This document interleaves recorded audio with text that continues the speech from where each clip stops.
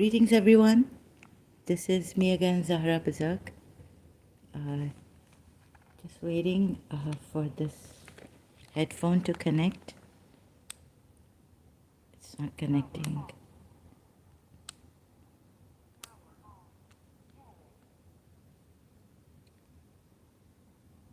Sorry about this.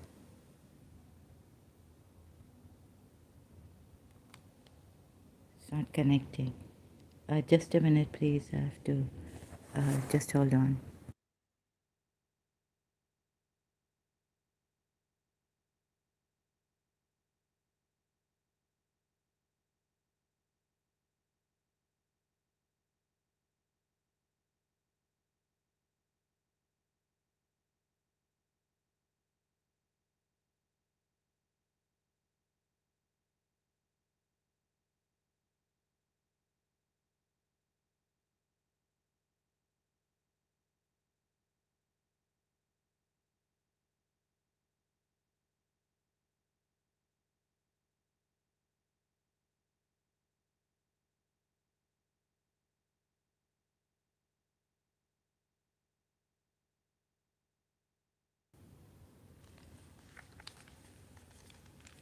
Hello, greetings again. Sorry to keep you waiting.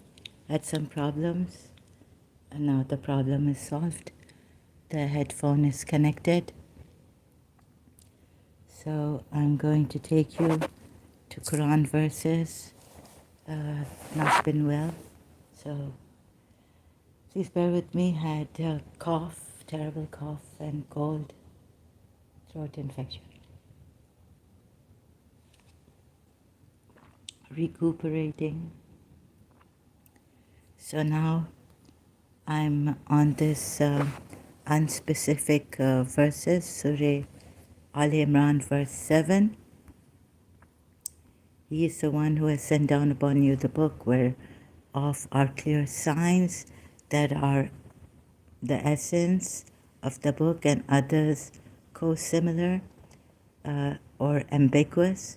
So as for the ones in whose hearts is swerving, they ever follow whatever parts of it are co-similar inequitably, seeking temptation to sedition, and inequitably seeking its interpretation, and in no way does anyone know its interpretation except Allah. And the Shia say, and those firmly established in knowledge, but the Sunnis say otherwise. This is how they translate the Quran ayat. Shias differently, this part, and the Sunnis differently. So the Sunnis blame the Shias for, seeking discord by going for the the unspecific, ambiguous ayats, not clear ayats. Now, I could hardly understand why the Sunnis do this against the Shias, right? And hardly understand this verse. Like, where are those verses which are unspecific? So things were not pointed out to me. Even the unspecific verses in the Quran, I searched them out myself and realized, oh my God, what the verses in Surah Marriage, right, which I showed you in my previous live stream, not so clear verses, and the interpretations of it are that the disbelievers were really bad. So you can look at Surah Marriage verses 37, maybe 36, 37, 38, like that. Or I'll show you later on. So continuing with the verse, and the ones firmly established in knowledge say, we have believed in it. All is from the providence of our Lord, and in no way does anyone constantly remember except the ones endowed with intellects. Recently, I've seen that some people, they blame the ex-Muslims for seeking discord by ayats that are unspecific. They don't understand, and they seek discord, and all this spread hatred. Sorry, they are wrong about that, saying against the ex-Muslims. Right, so I'm going to show you that you're Allah. So my voice may not come out very well. Sorry about this, because of the cold I had and cough. So let me show you how your Allah has sought discord by allowing you to interpret these ayats Shia Sunni. When, you know, like for example in Surah Marriage ayat, look at this, right? Now what is the matter with the unbelievers that they rush madly before thee? Right? Yusuf Ali translation. But the Quran ayat doesn't say that they hasten madly towards Prophet Muhammad. So someone they hasten before. Okay, so let's take Muhammad as for the Muslims, all of them, who interpret this ayat like this, right? That it means Muhammad. Look at the mistakes here, like Muhammad is not even put. But anyways, whoever, the Muslims put it like this. Now, what is the matter with the unbelievers that they rush madly before thee? This is the 36th ayat of Surah Marriage. Or another translation would be, but Abul Alam Ududi. But what is the matter with the unbelievers who are hurrying towards you? Better than madly rushing towards you. Hurrying towards you in crowds both on the right and on the left. Does every person among them aspire to enter a garden of pleasure? So think about it, right? The interpretations are completely, out of context. Like the Quran ayat says something, and the interpretations are something, and even what Allah says, like, what is the matter with you, disbelievers? That every person among you aspire to enter a garden of pleasure. Is this the way? This your Allah? So I thought of exposing this. So please don't blame the ex-Muslims. We are here. You see, as a Shia, I was taught by my teacher also, by Imam Ali, to face the truth, have the courage, and against the oppressors, be with the oppressed. So when I see something wrong in my own, like if truth be against yourselves, there's a Quran ayat on that, right? Then, so what I saw wrong, I asked my father, and he was like, in this Surah Azab ayat 37, he said, oh, we don't know. It's the wisdom of Rasulullah, right? He couldn't explain it to me. So please don't do this. We also need to know what's the wisdom of Rasulullah. But I think he was discouraging me even to question Rasulullah and Allah in this Quran. Can you believe it? It came to me as a shock. Because if we don't understand the wisdom of Allah and Rasulullah in this ayat, then what's the use of that ayat? Right? I mean, you have to do justice. So, and do justice, be just. Surah Maida ayat 8. Oh, you have believed.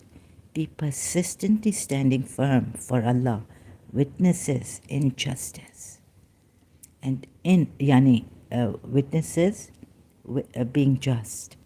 And do not let the hatred of a people prevent you from being just. Be just, that is nearer to righteousness. That is righteousness, actually. Not nearer to righteousness.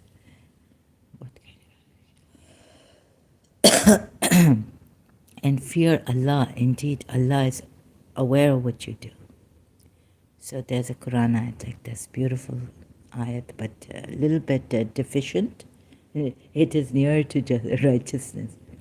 Justice is a virtue in itself, but a great virtue. What nearer to righteousness? Does it say nearer to righteousness? That is nearer to God-fearing.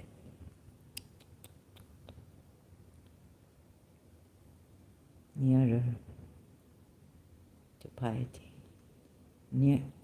It is a part of piety, right? So what I needed to do is look at every ayat and see, reach the heights of Islam, from Quran ayats, but I reached the low base Islam. And I realized this was such a terrible book, and shockingly so, I share with you here. So please, I would like civil people, honest people, who have the courage to face things, truth. As we were told, this is the truth and it will do justice, right? And if truth is hidden under whatnot, it will come out. Allah will bring it out. So now I'm bringing the truth out and exposing this, not for you to hate. Hate Muslims, not for anyone to hate Muslims.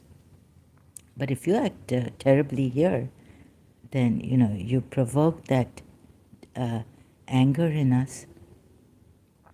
Can't help but get hurt and angry at you. That doesn't mean that we hate you, but then, if you drive people insane, that's unhealthy, that's a crime against humanity. Then we need to stop you, or we need to expose you. That means we care for those people's health, mental and physical. And you need to go to a rehab, to relearn the Quran and see for yourself until you get it. I wish there were rehabs for the Muslims, to be in a rehab, because this is such an addiction, maybe like alcohol and smoking and drugs and all, that if you don't see it, and then it is very unhealthy for yourselves and others. So I hope they make rehabs for Muslims. Now, if they don't understand here that I'm doing my best to show, last time it's like near to COVID, coughing. But just after 3 hours here, I got sick. And the person who came here, taking my time, saying that, oh, do you think my father is more important than you? Is this the way? My goodness. So sick, so unjust to me. And did I say that your father is more important? Like going back to taking care of the father. Good morning, madam. Thank you for sharing. You're most welcome. I am. A very good morning to you. It's such a pleasure. Although I'm not, I haven't recuperated completely, but still trying. Thank you. Thank you so much for appreciating this.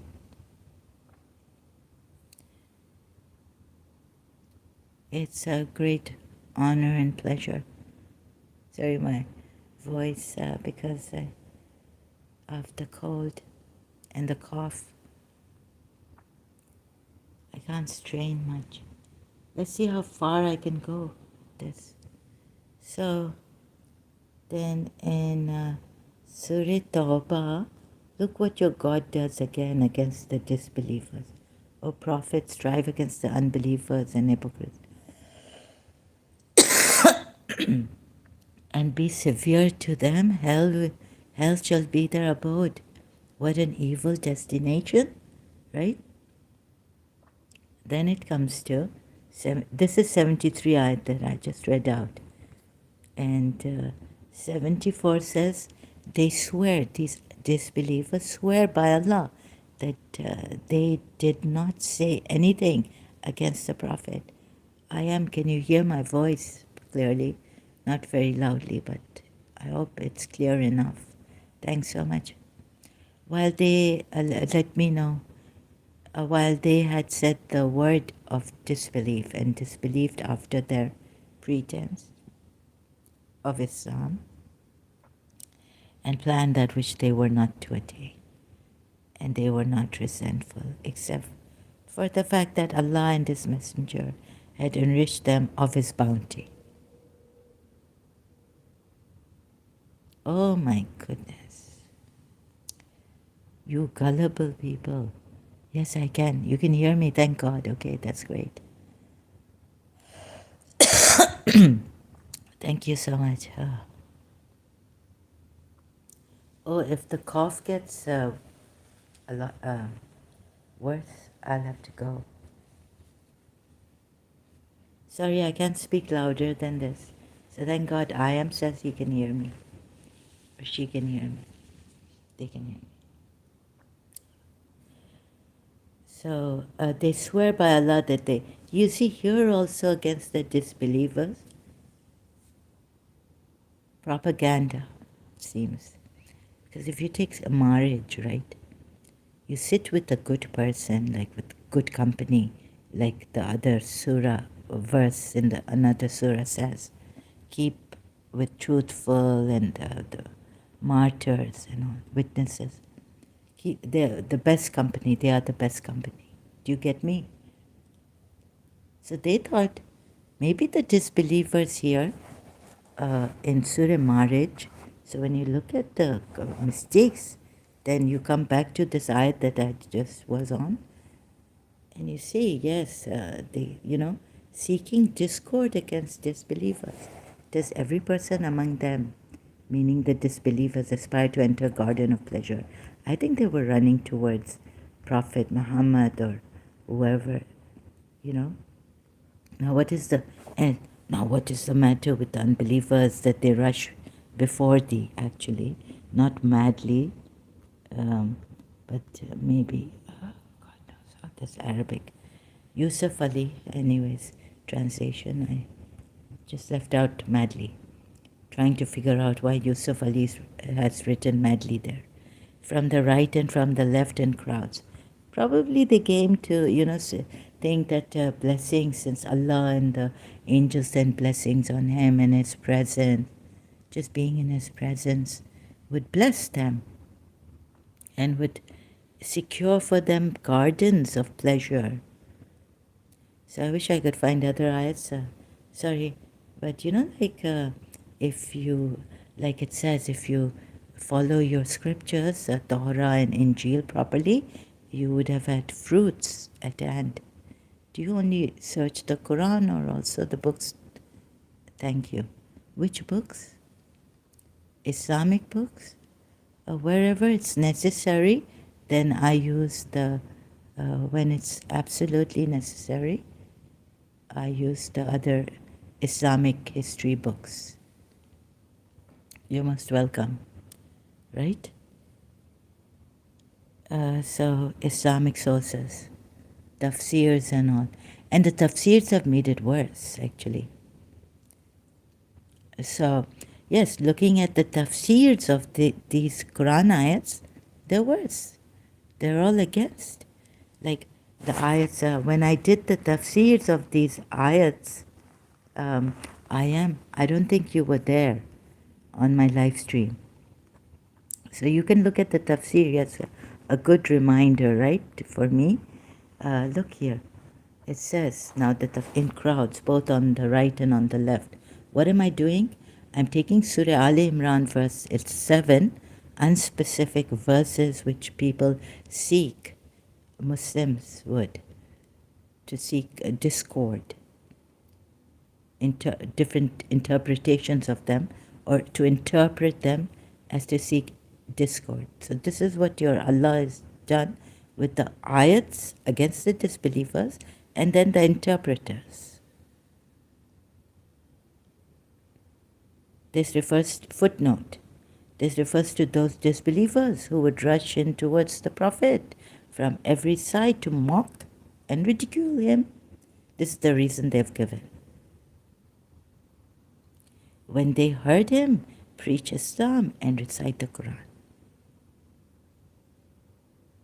When the ayat doesn't say to mock and ridicule the Prophet. Do you get it? You see, now I'm showing you examples from the Quran ayats that Allah Himself, the interpreters also, seeking discord, hatred towards disbelievers and saying wrong things, that you would hate them. Does every person among them aspire to enter a garden of pleasure? What's wrong in aspiring to enter a garden of pleasure? But what reason they've... And Allah Himself is wrong here by asking this way. And then the footnotes are even worse. The interpretations are worse. It means that God's paradise is only for those righteous people whose characteristics have just been described above, before these ayats. Now can these people who are not at all inclined to listen to the truth and who are rushing in towards the Prophet in order to suppress every invitation to the truth, be the candidates for paradise? Has God prepared His paradise only for such people as these? Who would be crazy? Which disbeliever would come thinking that he is getting paradise by stopping Prophet Muhammad, rushing towards him, mocking him and all this, and then gaining paradise? This also, right? Please. Are we in our right minds to believe in these interpretations and what God Himself says here, the way He says it, against the disbelievers in this ayat? Does every one of them wish to enter the garden of bliss? Now, excuse me, if you're rushing headlong towards a Prophet, and then this ayat is a giveaway, for what? Of course they want paradise. So how could they get paradise by mocking and stopping him and, saying that, oh, we will be the first ones to go into paradise, if these are disbelievers? How can they even believe in paradise then? What kind of disbelievers are they? Are they hypocrites? So, not being told properly, not being explained properly also, and these, so you see, unspecific ayats, actually your Allah has made it unspecific, not very clear, to get Sunnis and Shias interpreted in ways against the disbelievers. Bara chara ke, exaggerated. And doesn't even make sense, right?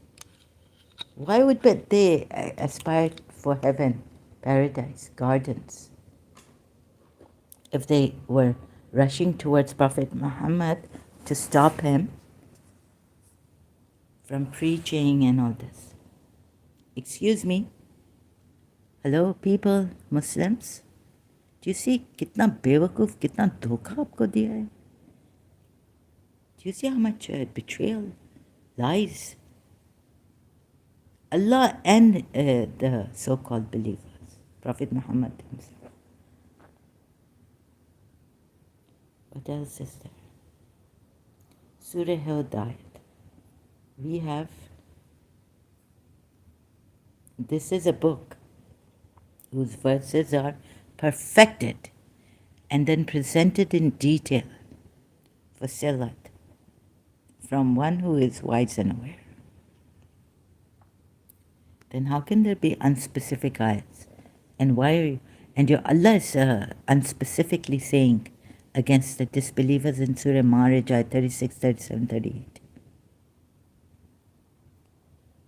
Do you get it? I hope you get it. If you don't, when I recuperate, I'll come back. I'll come back until you get this ayat. It's like it's like a rehabilitation for the Muslims. If you're drugged on this, right? He's a public figure. He's a religious public figure, Prophet Muhammad, and we must have always to see in every way to look at these Quran ayats, to critically appreciate it or criticize it without being hurt or harmed or um, shouting at each other, or even if someone is not shouting, the way they come is, can you please be civil, friendly, as two friends discovering or rediscovering that Islam is a false religion. On Facebook, I had this group, Rediscovering Islam, then I changed it to another name. Islam is a mission of peace and love, what Imam Ali has said. In Najl Balagh I found. So I said, okay, let's change it to Islam is a mission of peace and love, rather than rediscovering Islam and seeing its beauty and all this, right? Showing off on Facebook for Islam. So as I went closer to these verses, wanting to understand Surah Azab verse, I had a problem with what came to me was against this prophet, please. So I was not eager. I wasn't eager. Trying to find a closer. I've these. Wait a minute, where is it? Eyeglasses. Excuse me. So please be civilized. Be honest. I actually do every kind of research more on, I read the background history. Thank God I had the heart to read all that conquest of Makkah and the Treaty of Hudaybiyah, which was broken, right, they say, by the polytheists. And it was terrible. I didn't, it wasn't the fault of Abu Sufyan. So I showed a little bit on that on one of my live streams. Sorry, I can't really pinpoint in which topic live stream it was earlier on. Okay, so like what I'm doing is, Fusilat, what I'm now doing is taking that Surah Al Imran ayat 7. See that both you Sunni Shias,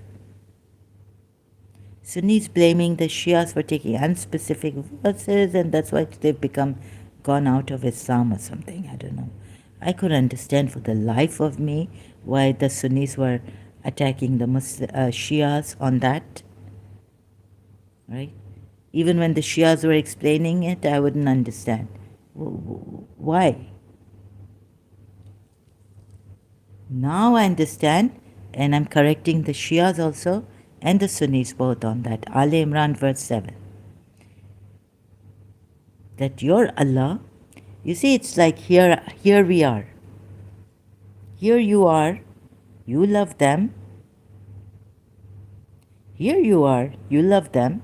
Now you'll say, Muslims, we love them. Here you are, you love them, but they do not love you. And you believe in all scriptures. Oh yes, we believe in Injil, by Torah, Injil, Zabur, the Hazrat Dawood, we believe in all of the scriptures. When they meet you, they say, we believe. When did they say that? Why would they say that? But when alone, they bite their fingertips in rage. Because you've told them, if the Quran ayats have any threats in them, There is a threat.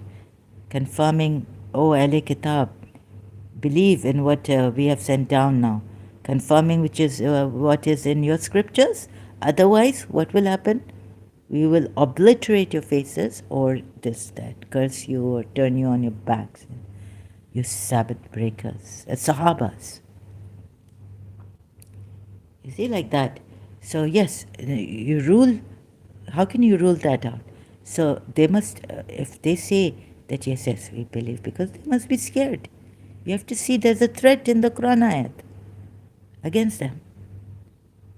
And now, so these ayats have been given, and I don't know, don't ask me why Al Imran verse 7 has come, but it came against your Allah and your Prophet and your interpreter, both Sunni Shia, both.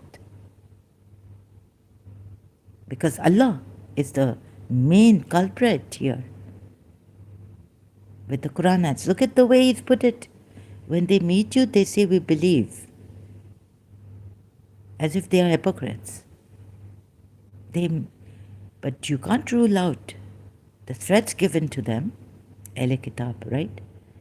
Because it says you believe in all scriptures. When they meet you, they say, like all their scriptures you believe in.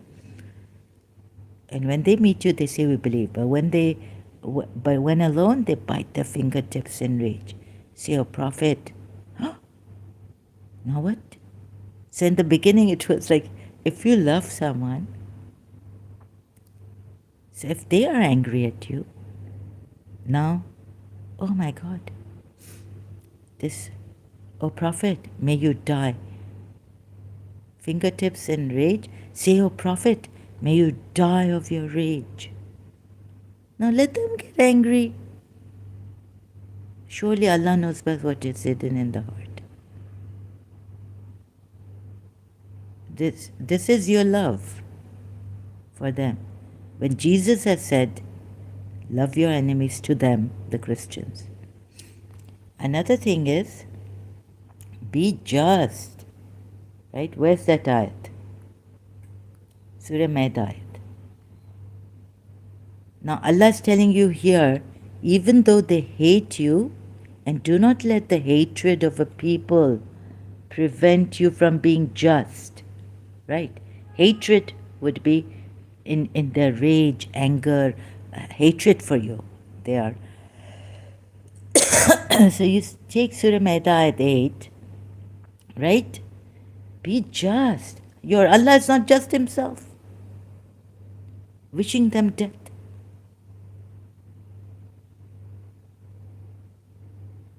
Contradiction.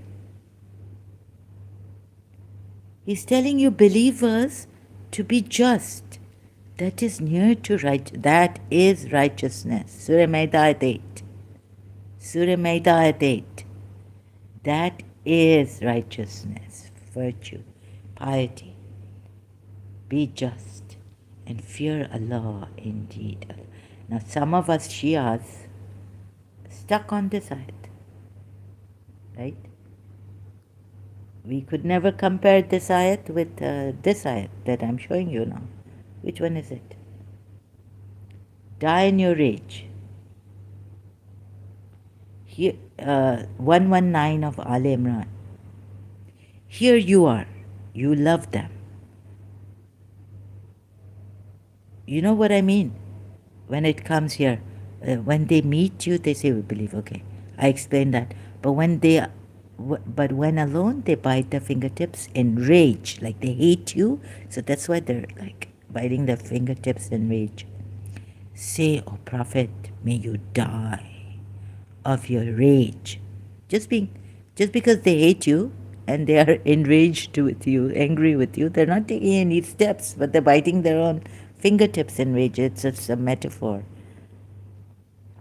Right? Contradiction comes in. Al Imran verse 119 and Surah Maida at 8. Now this is not about unspecific ayats, but just to explain how seeking discord. But a contradiction has come up, you see. Your Allah one time tells the believers to be just. Even those who hate you, don't prevent yourself from being just towards them. And then on the other hand, in that Al Imran ayat 119 or 118, he's telling you, he's not telling you. He's saying, may they die of their rage. How just is that, right? But you would say, oh, that's Allah. So he can say that. No.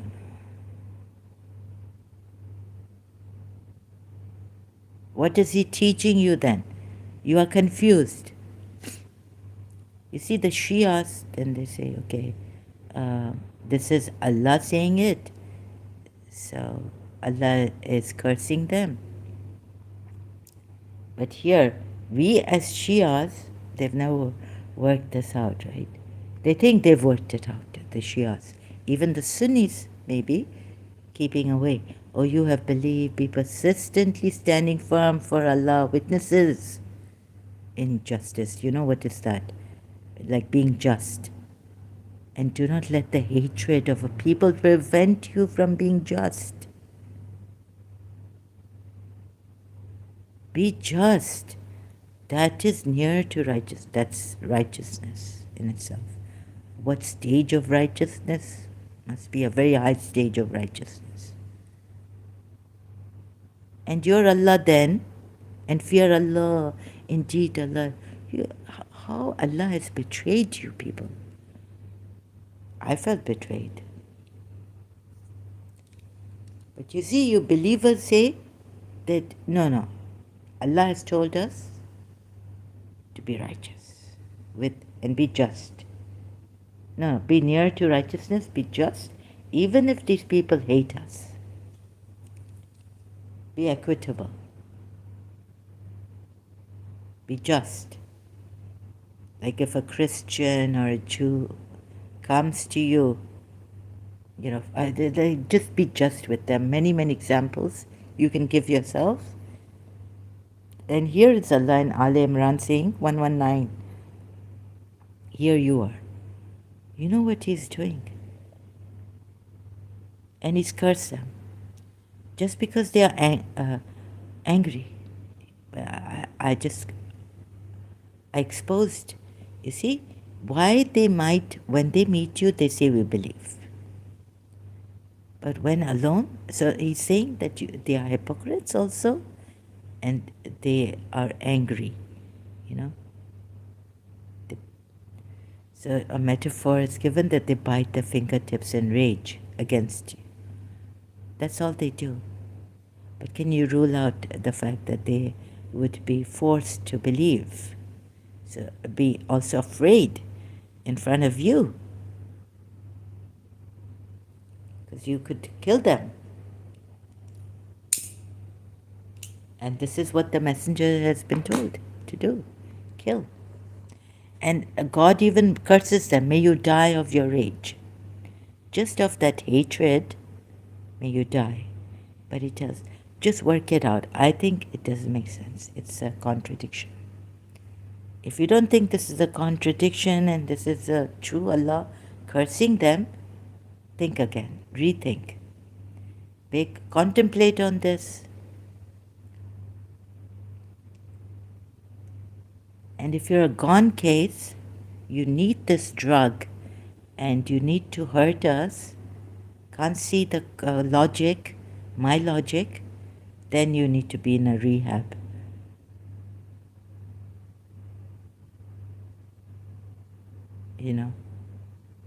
Maybe we should have these reformatory rehabs for Muslims. So one such rehab is here.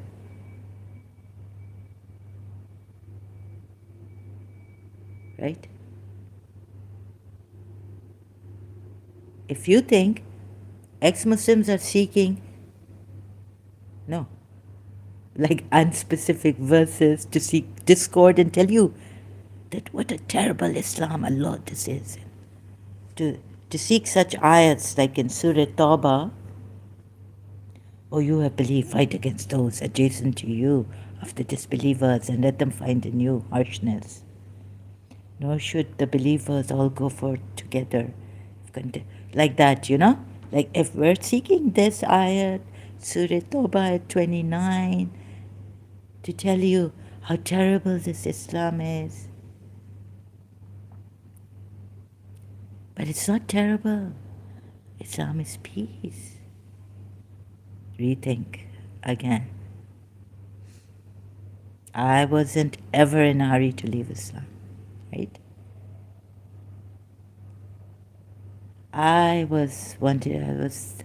believed Imam Mahdi will come, we will see the glory, the zenith of Islam. Sunnis, I love you. I send you peace. Why are you killing my Shias? I was like this. We love you. Here we are, we love you. We Shias love you. Seek Prophet Muhammad's Ahlul Bayt is Ni'mat. Proclaim the glories of the Lord, bounties of the Lord unto others. Ni'mat. Why are you, Sunni brothers, sisters, mothers, why are you, being an orphan, depriving yourself of the ni'mat of Ahlul Bayt, God's ni'mat, extra given to you, that the Shias believe in? Come under one umbrella. Oh, you have believed, fight against those adjacent. Another one is, you see this Prophet Muhammad, where is it? Where did I save it? Surah Tawbah. Here it is. They swear by Allah that they did not say anything against the Prophet. Now, take it the other way, right? Could it be that he's lying? Or prophets strive hard against the unbelievers and the hypocrites and be firm against them. Their abode is hell, meaning fight against them, right? Jihad. Yes. Or prophets strive. Here it doesn't say like fight in that other way, qatala or qatala, right? It says jihad. Very good way. I'm not seeking unspecific verses to show you the discord or, no. You see, don't you hate the disbelievers after this? Don't you think polytheists are najis, which the Quran says, Surah Tawbah? Will you make friends with the Christians and Jews? Will you be nice with your relatives if they are disbelievers, if they choose disbelief? Surah Tawbah, Ayats 23, 24. You have to love Prophet Muhammad more, Allah, Prophet Muhammad, and jihad. Fighting in the cause of Allah. Or going in the way of Allah. Oh God. Whatever that Surah Tawbah is. Right? And Surah Mujadila at 22. We are saying, love all, no matter what. Your Quran ayats are not saying that.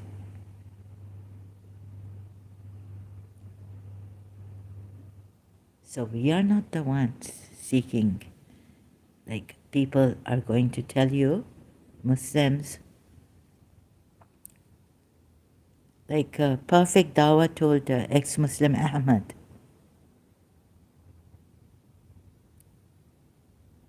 should you make friends with Christian and Jews and Christians or not? Once it was not allowed. Then another time, our marjas, I know what they said, one of which I know, Christians, I don't want to. So, I told my teacher once, her hand was wet. Now, then we said, Christians, we go abroad and all this, and then they changed the fatwa. And some of them work for us, right? So I know. Now, I don't want to seek discord in that. Strive against the unbelievers and the hypocrites, be severe, and hell shall be their destination, hypocrites and disbelievers. They swear by Allah that they did not say anything against the Prophet while they had said the word of disbelief. So they had said a word of disbelief and disbelieved after their pretense of Islam and planned that which they were not to attain. Now, what did they see? It's not clear here. What did they plan? Footnote was the murder of Prophet Muhammad. Okay, right? Now, who's the one seeking discord in unspecific? It's not clear what they planned, which they were not to attain. Why this? Why can't God say directly to they plan to kill the Prophet? Huh? And they were not resentful except that Allah and His Messenger had enriched them of His bounty. Excuse me, Khadija, before the advent of Islam, was a very rich lady of Quraysh. Princess of Quraysh, they called her, right? Khadija bint Khuwaylid, the first wife of Prophet Muhammad, the mother of Fatima. Another thing is, Abu Sufyan was very rich. He used to journey and all this. Another thing, how can Allah and the Messenger have enriched them of His bounty, I saw a Sayyid coming. So poor. And it made me really, really sad, shocking. He's so poor. In Karachi, he used to come to my mother and all, right, long time. And I was shocked. If I read this ayat, Sayyid coming, very poor Sayyid.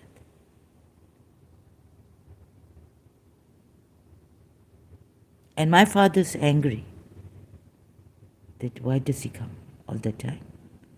Oh, God.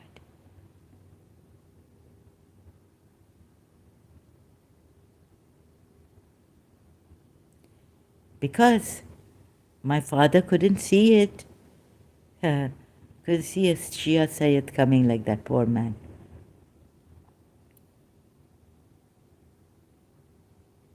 Why? Couldn't stand it, right? And I was in another way shocked and saddened. His reaction was another way.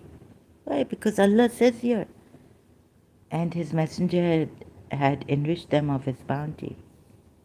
But you see poor Sayyids in Pakistan.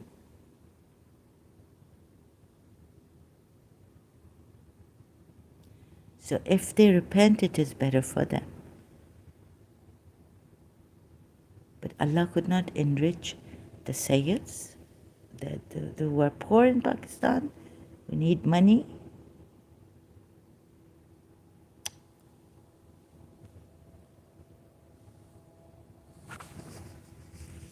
Okay.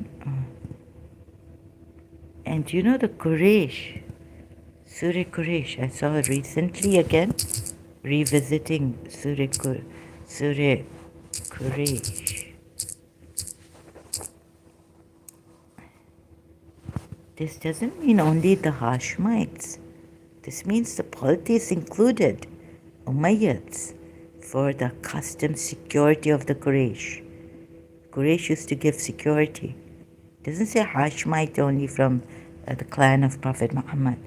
They're accustomed security in the caravan of winter and summer. The business, let them, you know why they use caravans? For business, trading, selling things. Let them worship the Lord of this house.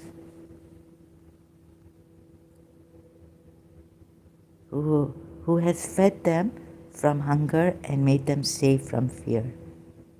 Okay, so they knew it could be the polytheist God, Allah, who has fed them and secured them against fear.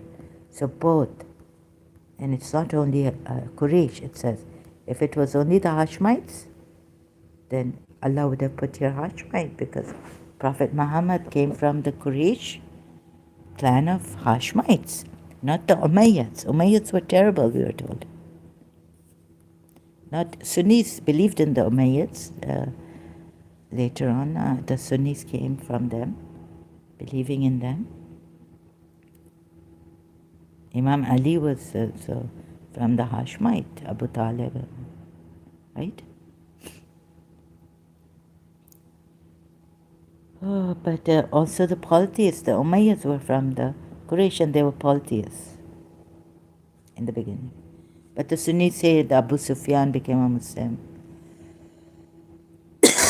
And all this, and I can see why he became a Muslim.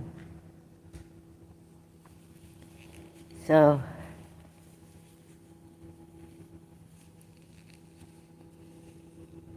do you understand now what I'm trying to show you? What I've seen myself is now I understand now. Allah Himself made the verses unspecific for you to think badly of all disbelievers, Jews and Christians, some would say of that time. You cannot be friends with them and this and that. But some could be mistaken, sadly mistaken. On the contrary, those firmly rooted in knowledge say, no, we believed in what Imam Ali told us, who were the hypocrites. Who sought? Because Imam Ali is in this, we believe in it, they say. And those firmly rooted in knowledge. The true meaning, except Allah and those.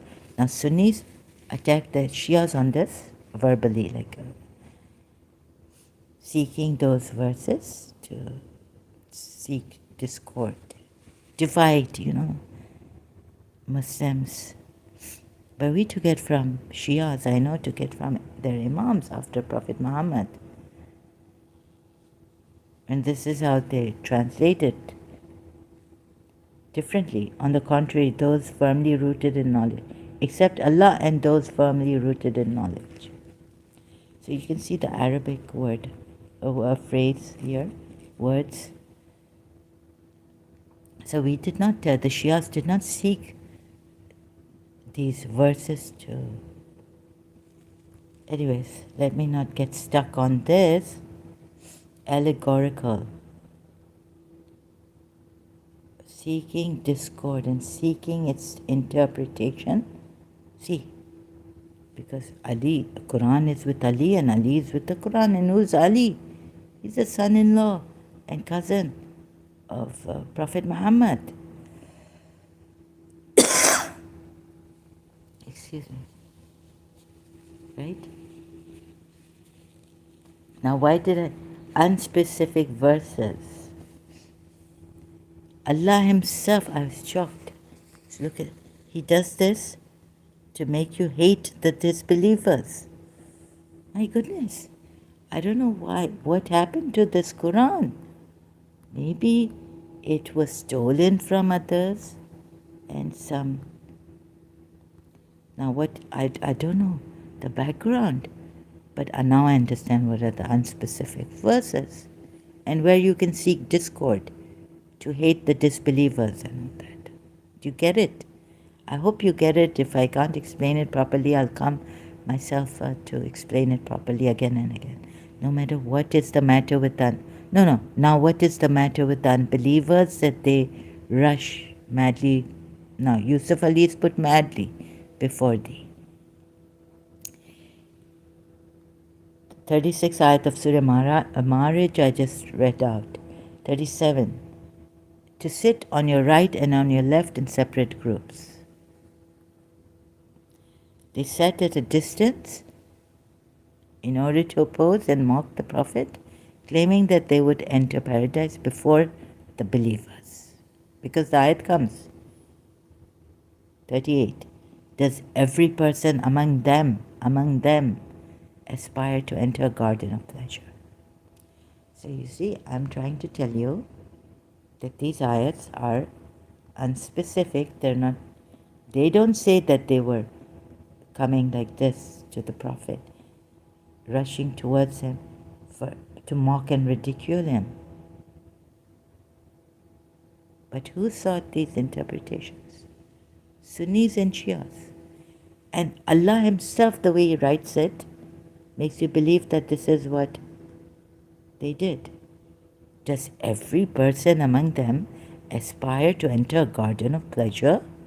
In question mark, So your Allah Himself is the culprit here.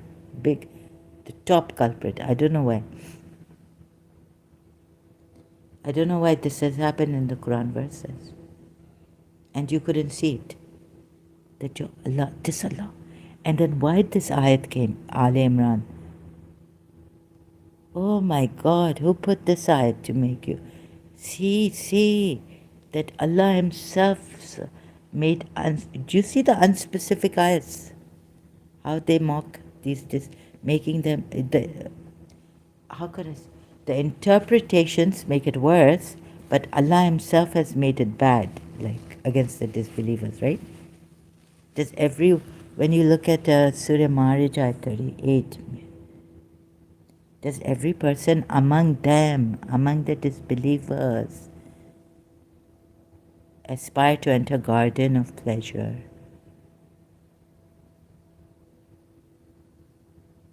Actually, no one should be interpreting these verses. Allah knows best. But Allah Himself is, the way He's put it, it's like can you think? Please, use your reason a little bit. If these disbelievers wanted to aspire for garden pleasure and they're rushing headlong towards Prophet Muhammad, for what would they be rushing headlong towards Prophet Muhammad?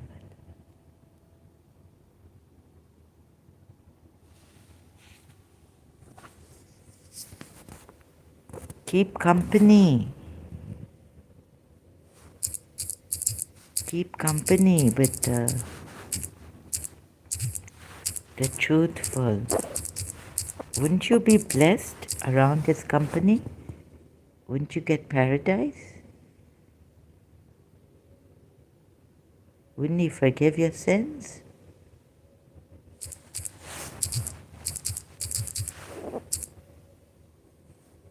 If I find some other ayat to explain it better, I will come back. Oh, you have faith, be in awe of Allah and be always with the truthful ones. 119, an enlightening commentary. To be always with the truthful ones.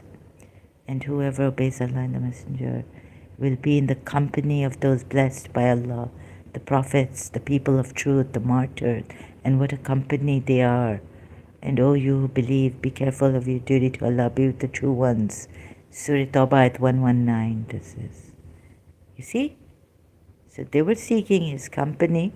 I don't know why Prophet Muhammad went against them. Allah went against them, making it seem like they were mocking Him.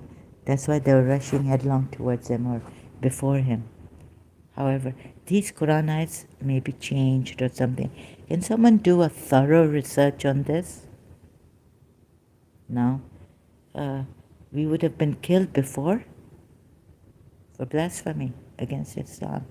Even questioning. If you question any Quran ayat, there's if you doubt this, what happens to you? Haram. You will be.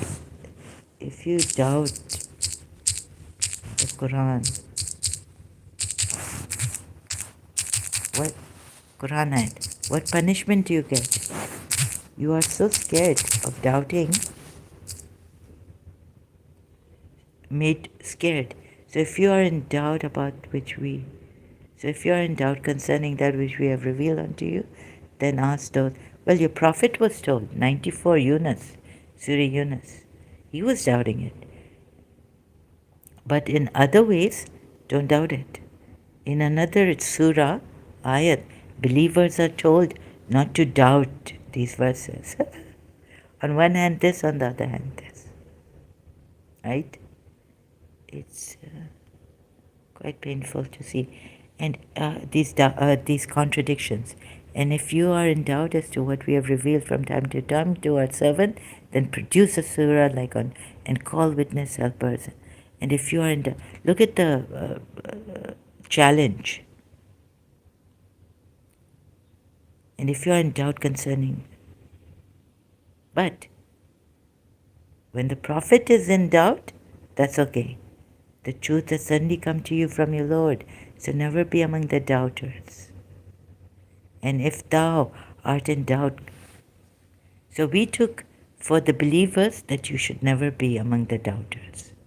And if you are in doubt concerning that we have sent down to our servant, then bring a surah like it. Then we could never imagine that this ayat was against Prophet Muhammad, that Prophet Shias.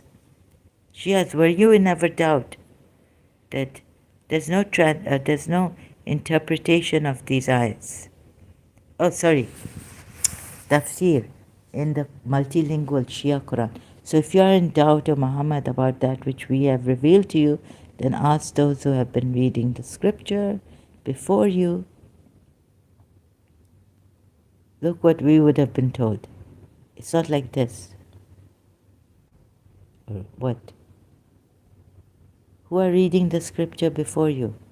It's the Jews and the Christians. Not Ahle Bayt, not his family members.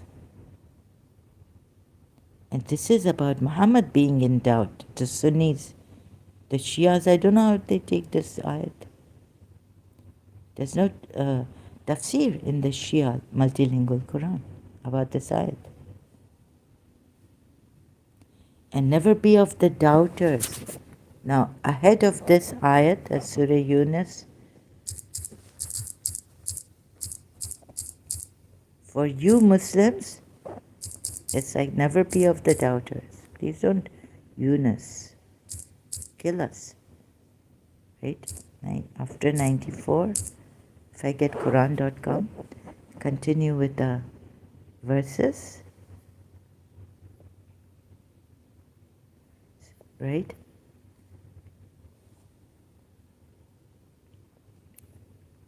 So if you're in doubt, then and never be of those who deny the signs of Allah. Thus be among the losers. You'll be losers. Indeed, those upon whom the word of your Lord has come into effect will not believe until they see the painful punishment. Then has there not been a single city believed? People of disgrace, enjoy for the time being. Had your Lord willed, those on earth would have believed, all of them entirely. Then would you compel the people in order they become believers? Now Allah Himself compels them by threatening them in another Quran ayat, the Ahle Kitab, saying, before we obliterate your faces, believe in what has been sent down now, which confirms what is in your book. So you believers are like, oh, it's Allah that says it. But Muhammad doesn't need to compel anyone. Right?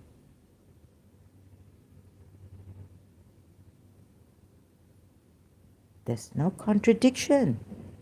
Because Muhammad, it's there, it's not Muhammad. It's Allah. But it's not you who threw. It's Allah who threw. Who threw? Prophet Muhammad, we're told, threw dust. Made them blind. So they would not be able to fight. Look at how this, and it is not for a soul to believe except by permission of Allah, and He will place defilement upon those who will not use reason. Intellect. My intellect is defeated. And so is yours, Muslims, but you don't see it. See, observe what is in the heavens, but of no avail. Okay, not belief. Those are. So do they wait except for like the days of those who passed on before them? Say then wait, indeed I am with you and those who are waiting. Then we will save our messengers and those who have believed. Thus it is an obligation upon us that we save the believers. Say, O Muhammad, O people, if you are in doubt as to my religion, then I do not worship those which you worship besides Allah, but I worship Allah, who causes your death. And I have been commanded to be of the believer. Before it was that he doubted. So if you are in doubt, meaning you doubted. So ask those who read the scripture before you. Now it says this, and commanded, direct your face towards the religion. Never be of those who associate others with Allah. Also this, and do not invoke besides Allah that which neither benefits you nor harms you. For if you did, then indeed you would be of the wrongdoers, zalim. So polytheists are also zalim. Now who is poisoning you against polytheists? Disbelievers. Ahl Kitab. It's not the ex-Muslims. And if Allah should touch you with adversity, any causes. So just seeing, if you doubt this message, what happens to you? Allah will put such a punishment on you, although you would say, Shia's messenger of Allah would not harm you, because he's not a compeller. Okay, he's not a compeller, right? Don't compel them. Say, O mankind, the truth has come to you from your Lord. Right. So whoever is guided is only guided for his soul. I'm not over a manager. Just skipping some because my throat and the cough, and follow what is revealed to you and be patient until Allah judges. He's the best of judges. So what did Allah judge in the end? Allah judged that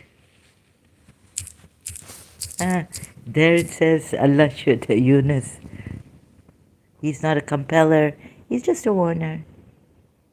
He's not fighting. Huh? Surah Tawbah. What is this? Right? Sorry, excuse me. O Prophet. 73. Are we seeking unspecific verses? Distorting them? Us ex-Muslims? Now what does this say? From Surah Yunus to here. O Prophet, fight against the disbelievers. You are not a compeller. You are just a warner. Just admonish them. You don't have any right over them. Right?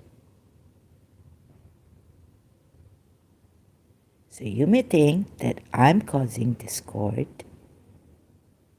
I'm the one doing this and that. Spreading hatred about Islam. Against Islam. Spreading Islamophobia. O Prophet, fight against the disbelievers and the hypocrites and be harsh upon them. What did you just read? And their refuge is hell, and wretched is the destination. What did you just read with me? Follow me? Do you see this? I don't want you to follow me. But are you with me in this? And follow what is revealed to you. And be patient until Allah will judge. And His judgment came in Surah Tawbah. Say, truth reached you. Now truth hath, over you, do so their own. I am not set over you to arrange your affairs. I am not set over you to arrange your affairs. Surah Nisa, what happens? Oh. Also this, right? For now. What? I'm not your wakil. I'm not your judge or your arbitrator. Oh, where's the contradiction? Oh, Hafiz Quran, Quran experts. Surah Nisa'at. What did Dr. David Wood? Taslima. Huh? Recently, I saw his video some time ago. Taslima. Is it 65 or 64? Ayat. By your Lord, they will never be true believers. I'm not set as a wakil. What is this? Hakim? Wakil is a lawyer, and Hakim is a judge, right? Wise judge.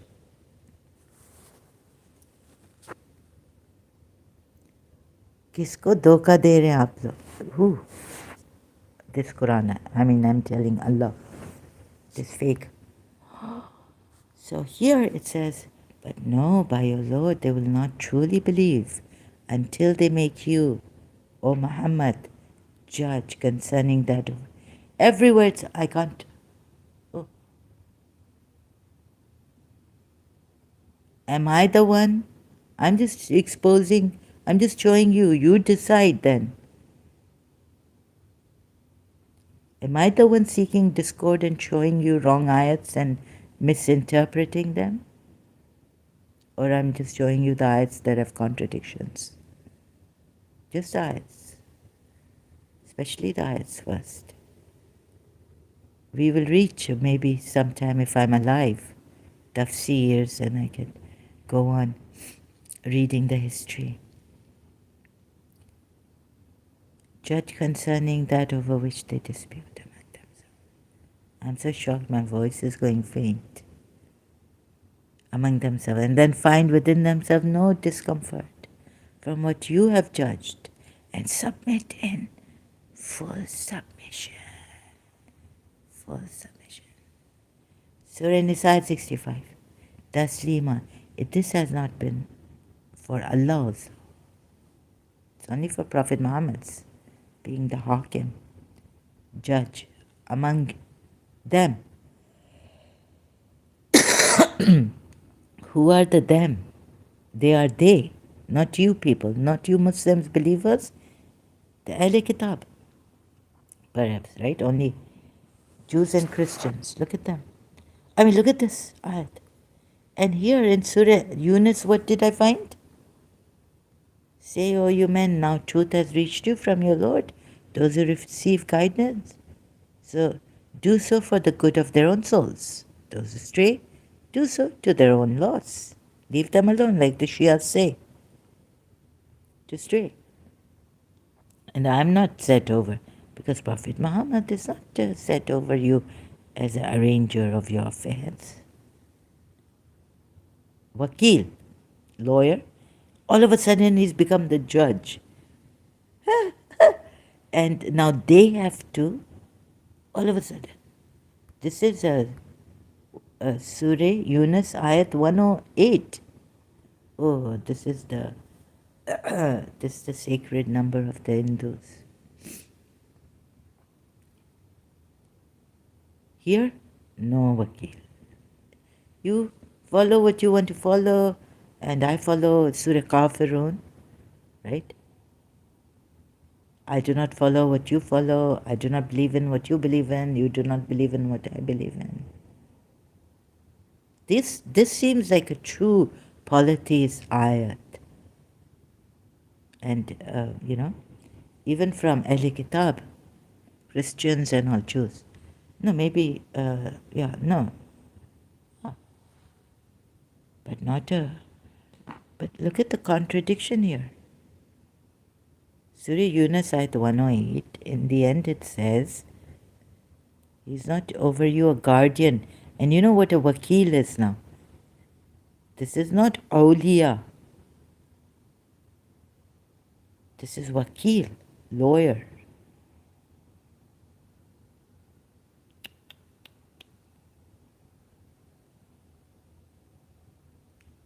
Am I the one seeking discord? I want you to love everyone, even your enemies, right? Forgive them, love them. Do good to them, even as they do bad to you. This is what I would tell myself when I was normal. When so there was a time in my life I was like that, right?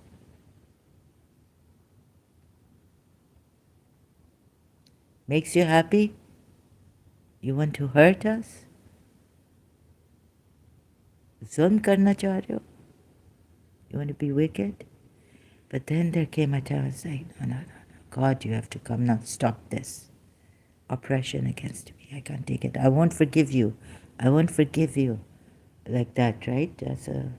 Yeah, you would say I'm preaching and all this, but no, there was a time in my life where when I was normal, I would bless my enemies also, pray for them, be happy.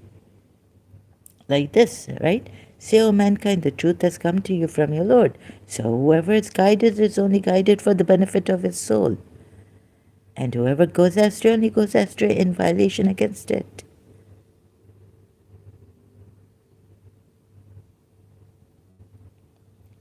And I'm not over you a manager,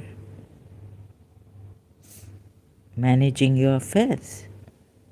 Wakalat, wakil, lawyer. And all of a sudden he's made a judge and you have to submit completely to his judgment. And who has to submit?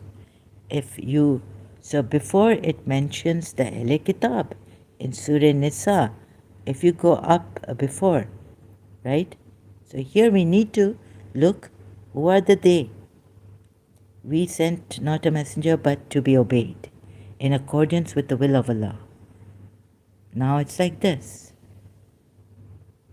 Now the stage has come where you have to obey him.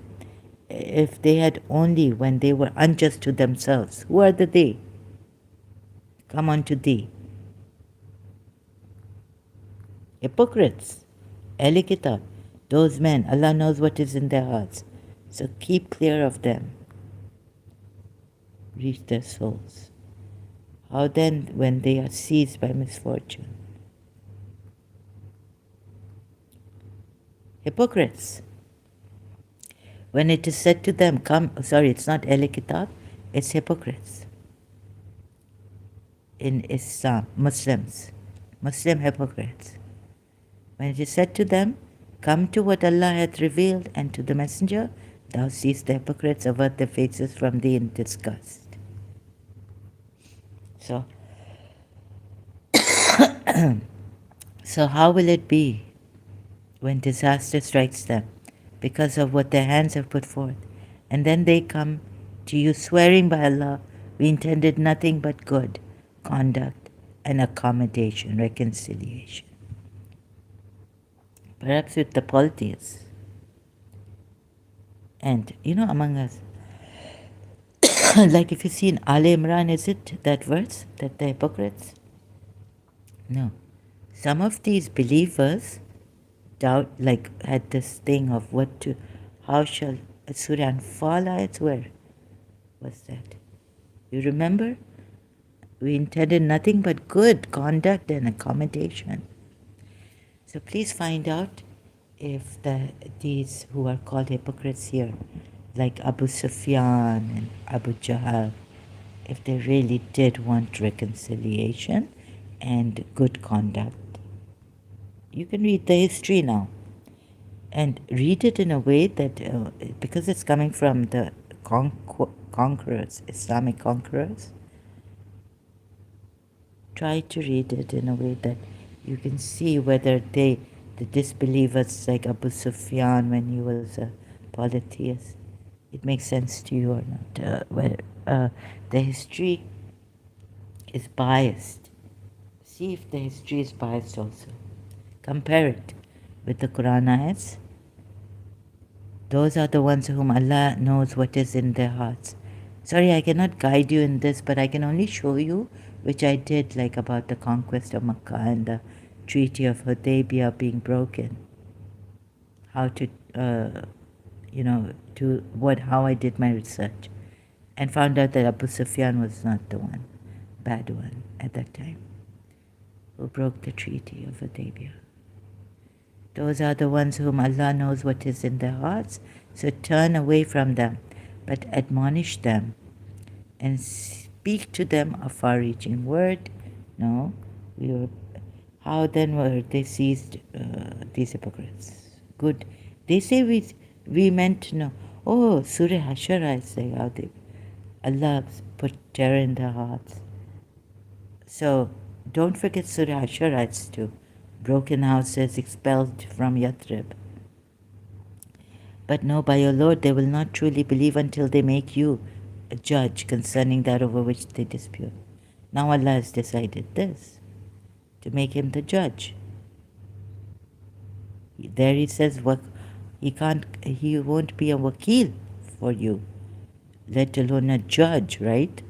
I mean, it doesn't say like that, but if he can't be a wakil, first you have to become a wakil, then you have to practice until, a lawyer, then they will make you a judge. Or you do some studies, become a judge or solicitor, and I don't know when you become a judge.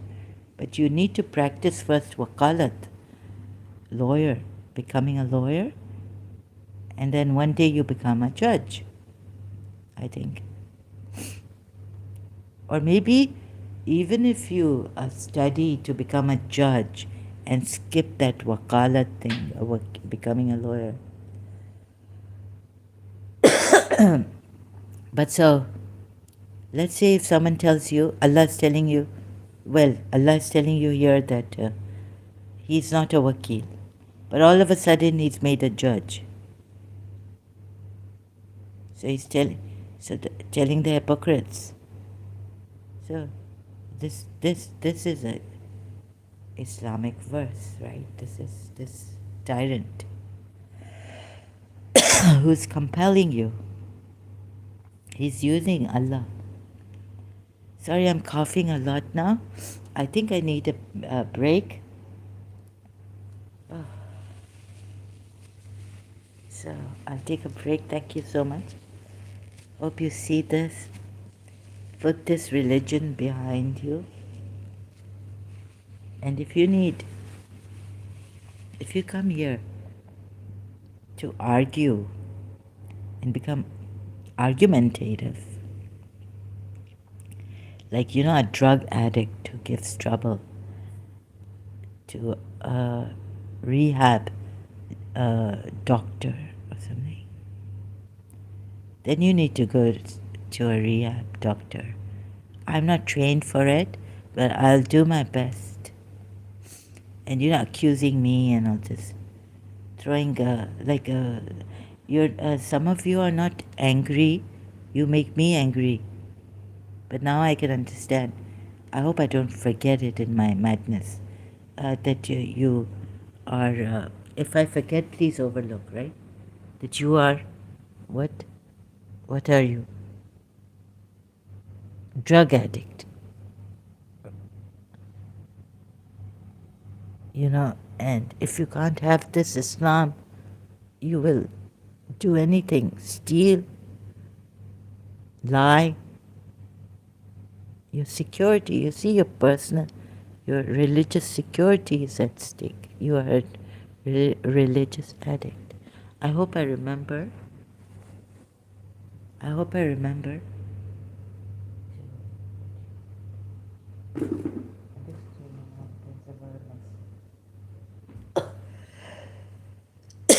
So, please forgive me if I forget sometimes in that heat of the moment, when people are asking, well, someone comes here and is being over smart and giving me a hard time, difficult person, Muslim, I can't take it.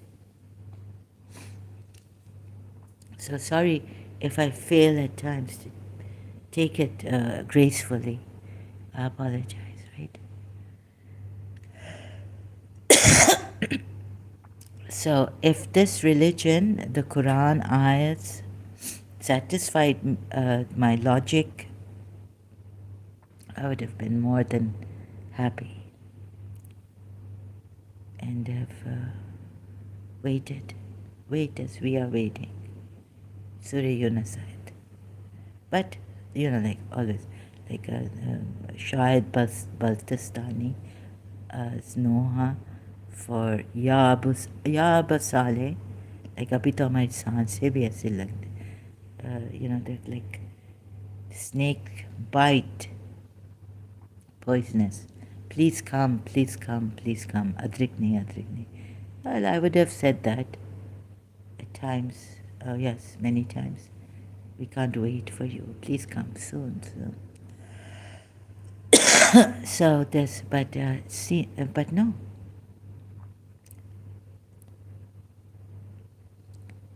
So if there was any other way, I could have shown you.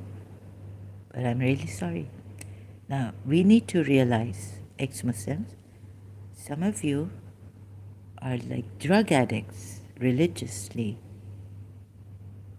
Muslims, drug addicts to your religion. And you would do everything and anything, even depart from logic, and start to,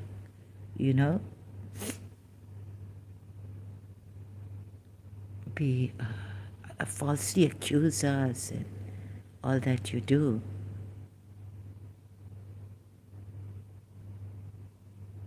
So, thank God I wasn't a drug addict, religious addict in this. Right? I was a more addict to truth. Because my teacher, like I had double from Shia Islam Imam Ali, and I was a Shaidai of Imam Ali in the earlier years. And then I became a Shaidai of Imam Hussein, oppressed, miskeen like Jesus Christ I became. But before that, meek. And before that, I was Ali, Ali, Ali, Ali, Ali, right? Like that. And so at that time, I was like truth and all this. So thank God my mother, my parents, my mother and my teacher, like, we had this, the truth and my religion. Truth is very important for us. We don't need money, we don't need so much. We just need little money to survive, but truth is very important. And not addiction to any religion. Yes, I loved the religion. I loved and I adored my religion because it was for the oppressed. It was the true religion. Why would I adore my religion if I didn't think it was a true religion? Imam Hussein sacrifice is true love. As even some Hindu like Yogi Raj Ji has said, true love is a sacrifice. You have to sacrifice and all this. You see in your life's experiences. And against tyrants, how Bibi Zainab, and every day is Karbala and every land is Ashura. So I loved my religion. I don't know how to say this, but thank God I didn't get addicted to it, that I become so blind that I don't see anything. Like मुझे समझाओ ना, दिखाओ ना, मैं जान गया हूँ, हुसैनी हूँ, or even some Shias like that madly into it, they can't see. And when I spoke about Irfan Haider Abdi, Shaheeds, it doesn't mean that some things but he's, he was a great orator. He was one of the greatest. He made us Ali, Ali, Ali, Ali, Chaman, Chaman, Kali, Kali. He made us go crazy against Ali. The things he used to say. But that poor guy, he was shaheed with his wife and his children injured. So I don't mean any disrespect to a shaheed. But when I say something like what he had said, I apologize greatly. But it doesn't mean out of disrespect. He was shaheed. And we lost his wife with him. She's gone. And his children were injured. I don't know where they are now and how they are. So, but only the thing is that how uh, the example I can take is from his majlises, how mad we were. We became passionate for Ali, Ali, Ali. Until one day also on my birthday, Nara Hadri, I was like, why? Because there was a reason why on my 16th birthday. And my throat was going bad and I was coughing and they brought water. They said, no, no, you take water. So all my passion went down. I was like, what? I got shocked. Like, I want to say, that's Nara Hadri with such voice. My voice is leaving me. I'm getting a cough. तो बेचारा वो जो शहीद कहता था he used to say सलामत रहें, be well, long live.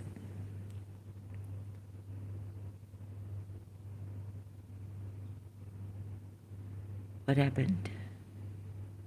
So I don't mean to be rude about him in any way or inconsiderate against Shaheed Irfan Haider Abdi, okay?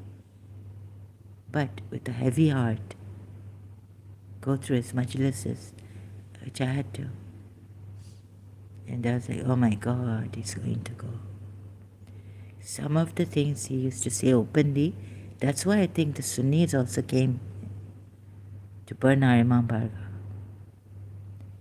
Oh, no, they said they would come, so we used to stand there. My father used to take me in the night. And so there's a problem. It's very, very tragic, very tragic. So you see, I don't mean any disrespect or any inconsideration for Shaheed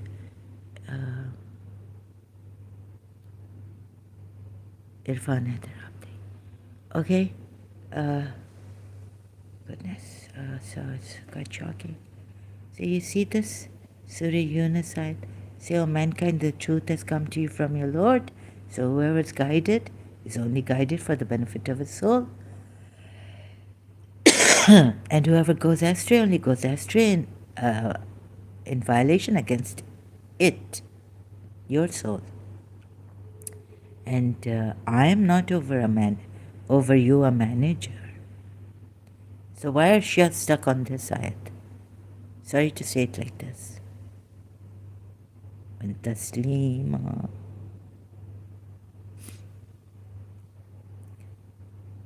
Because, then you say that he became a judge, but when he becomes a judge, or he was a judge, but then he wouldn't kill anyone, right?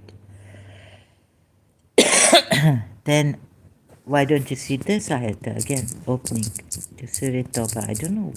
So taking Shias out of this, that Ali told,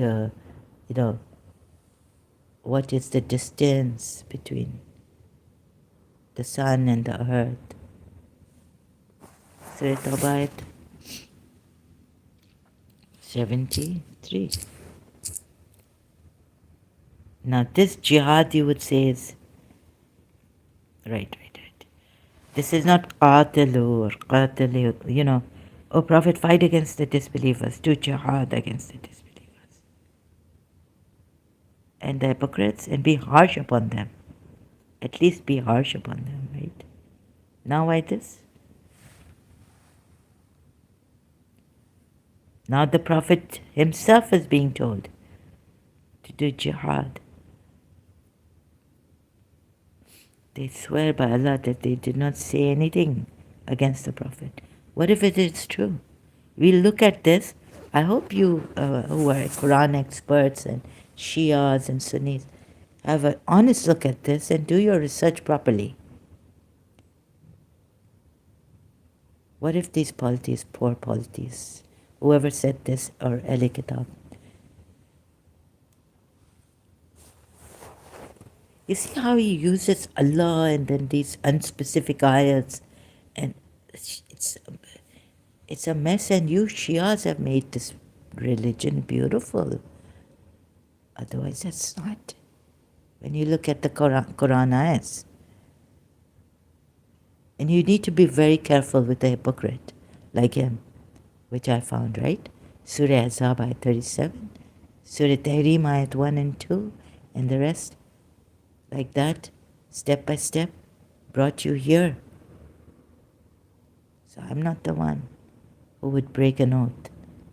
If I got to an age where I realized that I don't think I should even promise someone anything, then I wouldn't promise them. I would just say that, okay, I will try not to, to not speak, to not stop speaking with you, or something like that. But I would never swear or promise.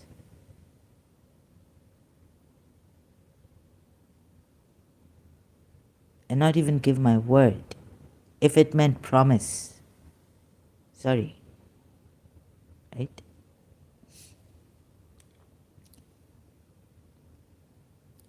How could Prophet Muhammad swear and take an oath, like on Allah, and then prohibit himself what Allah had made lawful? That was very shocking for me.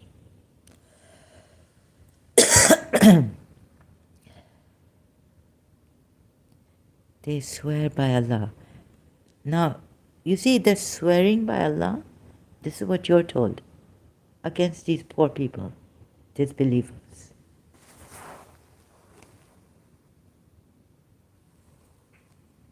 They swear that Allah doesn't believe them. This Allah is not the true Allah.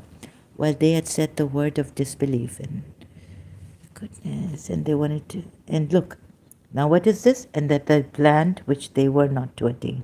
Now what does Allah say in Surah Al Imran, verse 7? Seeking unspecific verses.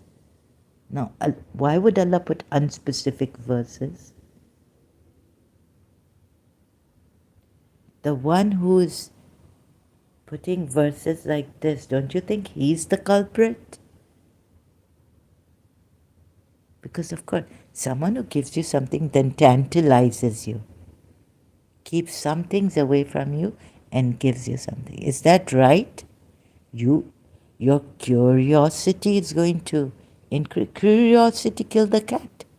You would want to know which they were not to. This is Allah's word. I want to know more in detail. Then what has happened to you? You start to think that they wanted to kill him. But why can't Allah say it openly, Mubin, specifically what they wanted to do? What was their plan against him? Huh? This also. Because Allah knows, right, that there are unspecific verses. And what are you going to do? Like the Sunnis say, and Allah says himself, what are you going to do with those unspecific verses? Like the Sunnis take Abu Bakr, Uthman, Umar. Umar changed some things, right? There's an example. I'm not against him anymore. Umar changed some things like Muta. He cancelled Muta. Things like that, right? You see the hadiths, Umar says that Prophet Muhammad cancelled it. Ali says that no, in their hadiths, right? There, these poor Umayyads. But I tell you, they were rich and nice and good, not as bad as him and Ali and all.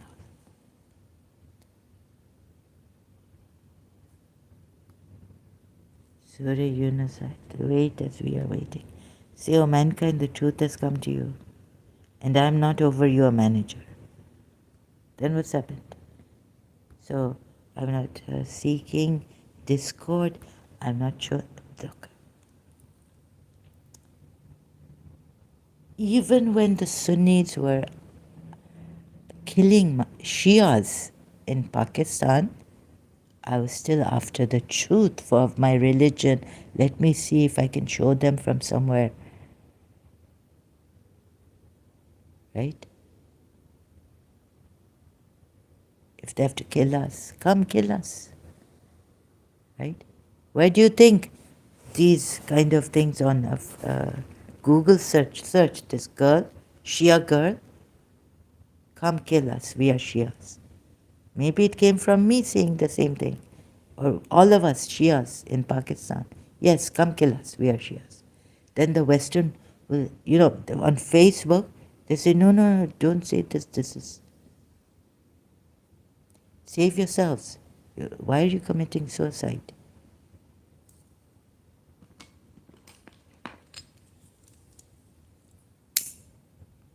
They put sense in us.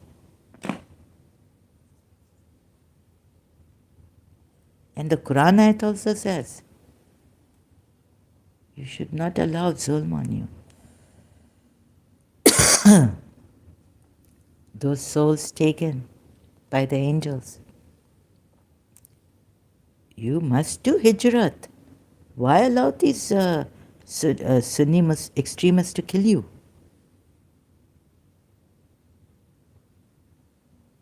No, no, we're going. No one is going to stop us. We're going for Imam Hussein's majlis today. Let them bomb our Imam Bargas. Well, we'll keep our guards and all that, but still they come. Running strongly, stubbornly. They love they hate your blood, Shias, these extremist Sunnis. Okay, you hate our blood, right?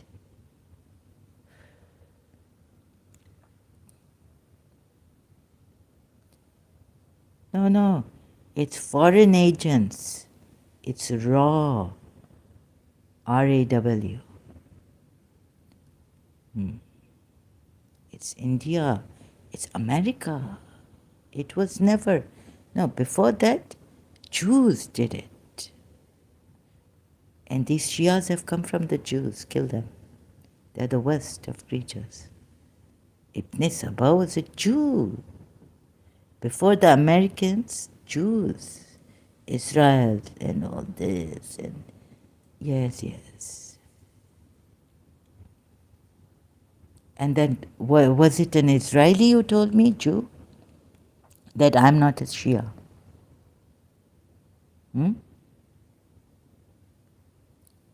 Oh, sorry, that I'm not a Muslim. Oh God, what am I saying? I hope I don't make this mistake again. That I'm not a Muslim because I'm a Shia. In fact, an Israeli Jew came to help me, where every one of them were against me. You know, an Israeli Jew came to help me, telling these Muslims, why are you fighting with her? Verbally attacking her, bullying me, and telling me you are not a Muslim because you are a Shia. Anyways, our religious scholars, Shias, have always said, we don't want to create discord or this and that more. They are our brothers and sisters. Sunni, when I was a Shia, Sayyid Sistani said this also. So, but I was really, I wasn't well. I was throwing up and all. And I was getting terrible headaches at that time. They didn't even regard my health. Anyways, so, but, I don't want to provoke, if my brother would tell me, hey, is anyone hurting you here? I will not leave this person. I will say, no, no, no, don't do that. I don't want you to fight for me. I want you to fight for justice, if it's just, and a good fight. A good fight. Right?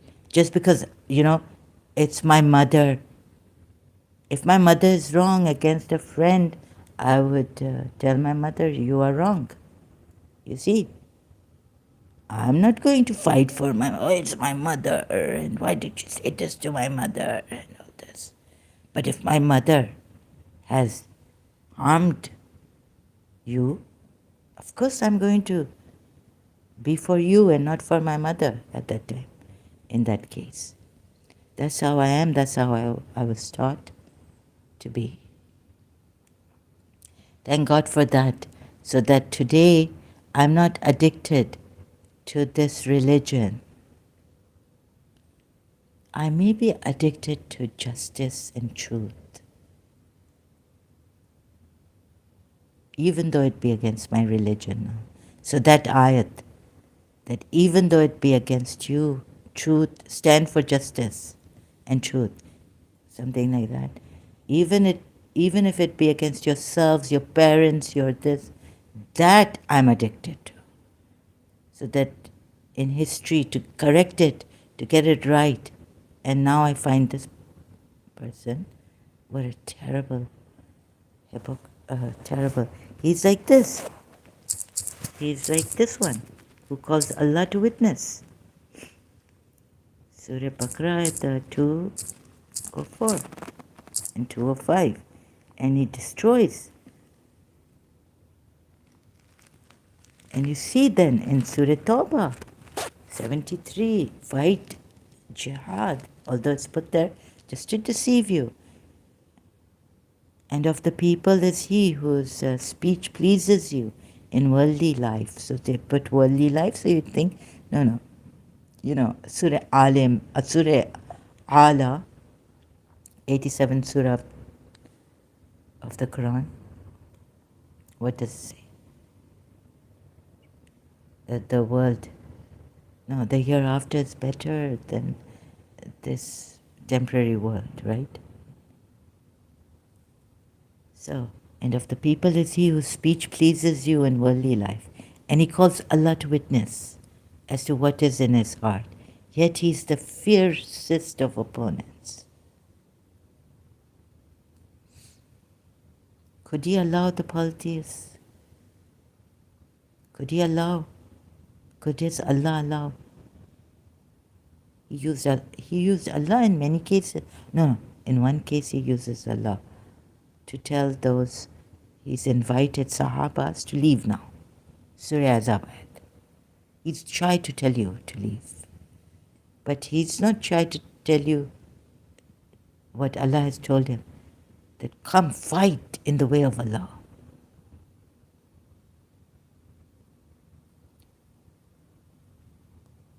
Right? Or at least defend yourself.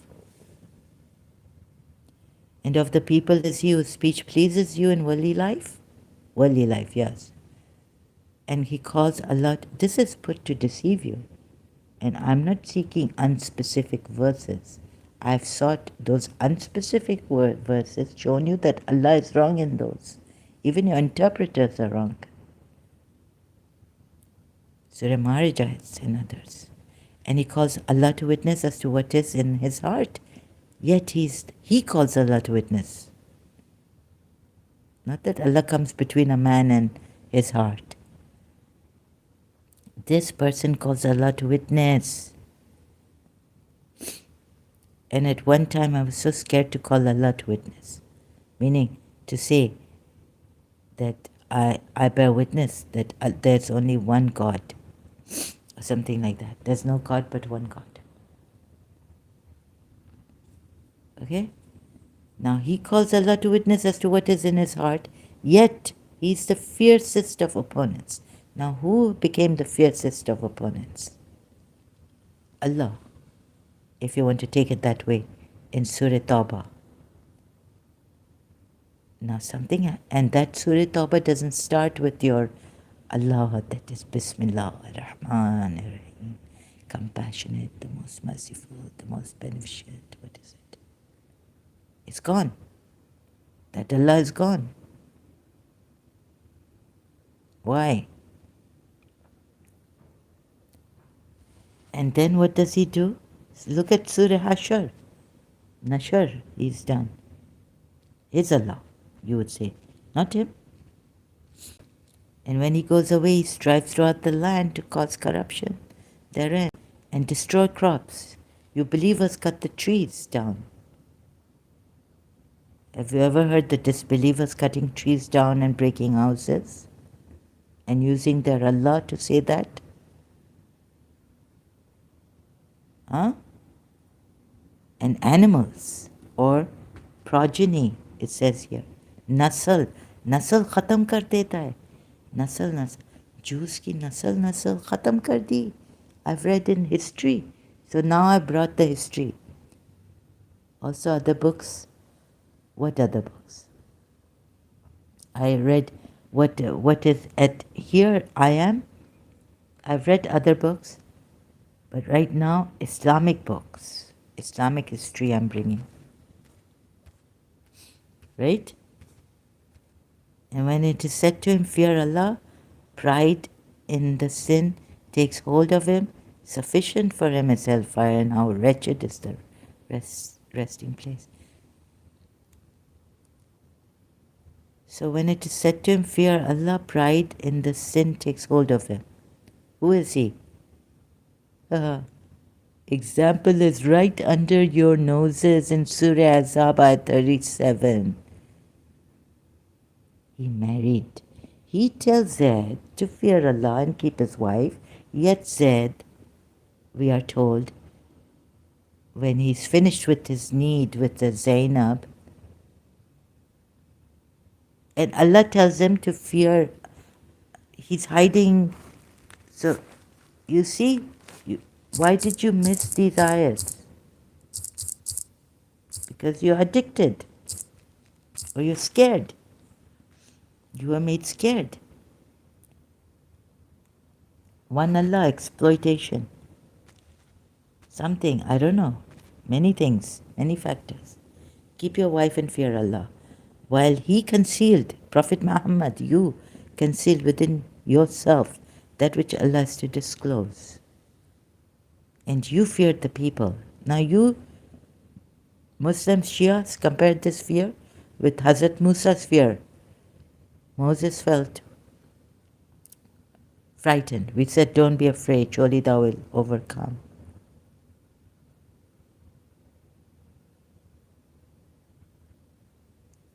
And on this day have the disbelievers despaired of your religion. That's okay then. But here he's fearing the people, and the Shias are saying that defending Prophet Muhammad, that no, he never feared the people. It's just that telling those people that Prophet Muhammad should fear Allah only. What kind of a thing is this?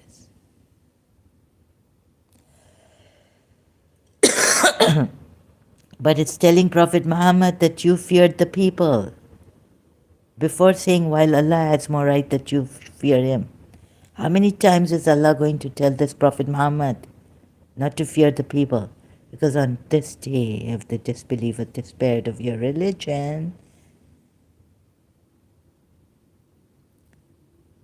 He doesn't have to fear that the people would despair of this religion when the ayat comes, right? The disbelievers have despaired. Who wants these disbelievers to come and believe? Allah doesn't want them to come anymore. They've despaired. And you feared the people, while Allah has more right that you fear him. You can see it. You've been made so terribly stupid that you give God knows which interpretations and things to back him up. And you make me read 1,000 times this to make sure that, did I get this wrong? Someone comes here and says, do you realize your English is weak? So, if my English is weak, hello, Christian Prince's English is, in the way he talks, is weak. But he understands so much, right? More than, or let's take a Kuwaiti Arab brother I knew in Holborn College from London. He was very, very good. In Urdu also, his Urdu was Ghalib Urdu, although he never set foot in Pakistan. Maybe India, I wasn't told. But You know, his mother was Pakistani, is, right? So because he's so good that one day I had to ask him to please, can you explain to us this chapter? Because you're so good in law and all this. He was a Sunni.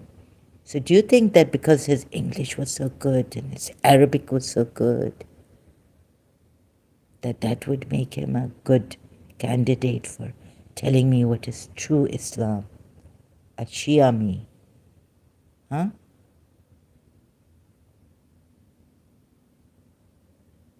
No. Right? So you can't compare this. You can't take my weakness and say, maybe I have understood better than the Shias even. And which I have definitely understood. I've understood this Quran better than Sunnis and Shias, I claim now. Okay?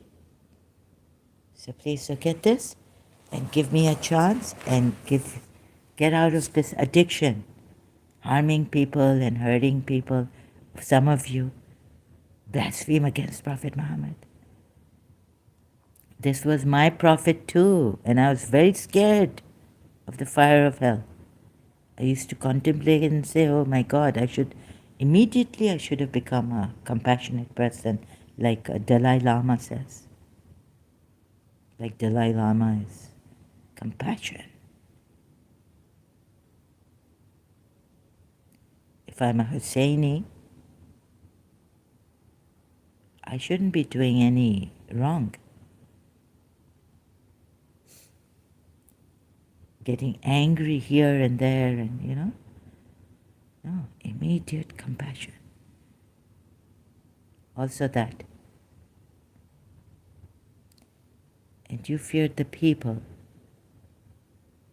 Now what do those footnotes say?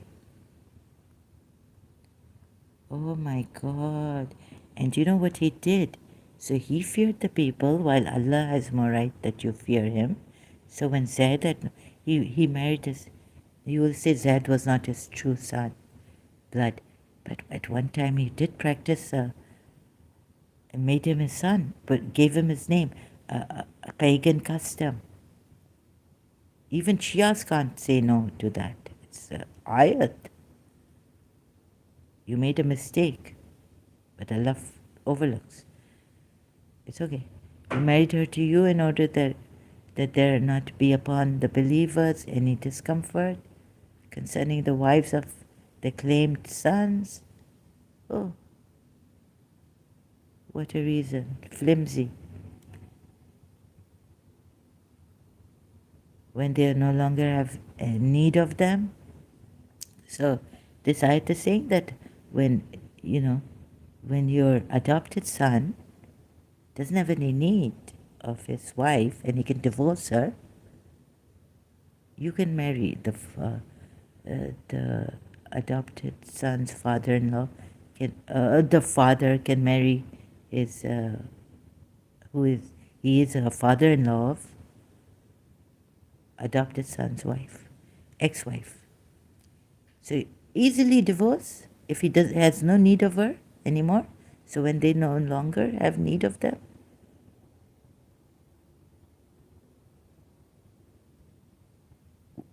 are you in your, hello Muslims, look, how many times have they been commanded?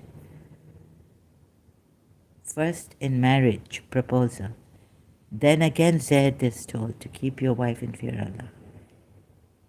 If you disobey Allah and Allah and His Messenger, what happens? Your faces will be flipping. He can know. Under your noses, you made stupid. Sorry, I can't find another word for. Sorry, I don't mean to condescendingly slap myself. Please look at this. You want me to become stupid? My intelligence defeated my reasoning. When are, what is this? Keep your wife in fear, Allah. Then we're being told, this is a command. What do the Sunnis say about this? This is a suggestion. This is a command to Zaid. This is not a suggestion. Goodness sake. And that when Zaid, so, oh my God, it's such a miserable thing. Prophet Muhammad is not even, he's a beast. Thing. Beast. Monster. Look. No longer have need of them? Do you want me to go out of my senses? Okay? For spirituality, I can go out of my senses. But not when it's here. The laws are given logically following this.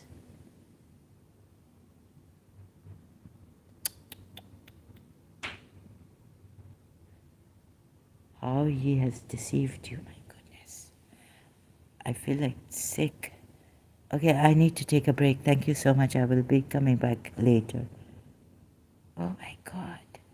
Maybe rehab. This should be a rehab for Muslims. Oh my goodness.